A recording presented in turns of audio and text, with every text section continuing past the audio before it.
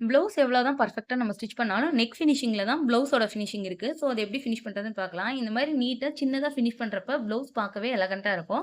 இப்ப ஒரு 1 1/2 இன்ச்சுக்கு கிராஸ் பீஸ் எடுத்து, அத வந்து நம்ம நெக்கோட எட்ஜ்ல வச்சு இதே மாரி 1/4 இன்ச்சுக்கு ஸ்டிச் போட்டு வரணும். உங்களுக்கு 1/4 இன்ச் ஸ்டிச் பண்றது கணக்கு பண்ண கஷ்டமா இருக்குன்னா, ஒரு கைடு அளவு வச்சுக்கோங்க.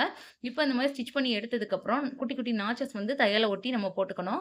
இந்த மாரி நாச்சஸ் போடுறப்ப தான் நமக்கு கிராஸ் பீஸ் வந்து டேர்ன் பண்றப்ப பெர்ஃபெக்ட்டா டேர்ன் ஆகும். இப்ப கிராஸ் பீஸோட எட்ஜும் நம்ம தையல் விட்டுருக்கோம் பார்த்தீங்களா, அந்த 1/4 இன்ச் நெக்குக்கு அத வந்து இந்த மாரி ஃபோல்டு பண்ணிக்கணும். இந்த மாரி ஃபோல்டு பண்ணி ஸ்டிச் பண்றப்ப நமக்கு நெக் வந்து ஸ்டிஃப்பாவும் இருக்கும். வியர் பண்ண கம்ஃபர்டபுளாவும் இருக்கும்.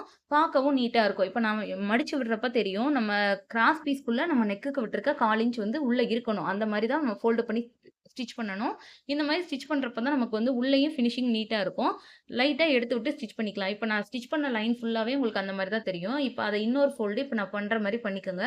இப்ப மேல நான் காட்டுற இடத்துல தையல் போடணும். உள்ள திருப்பி பார்த்தா இந்த மாரி நீட்டா இருக்கும். மேல வந்து ஷார்ப்பா நம்ம வந்து ஒரு தையல் போட்டுக்கணும். இப்படி போடுறப்ப தான் நெக்கோட ஷார்ப்னஸும் நமக்கு கிடைக்கும்.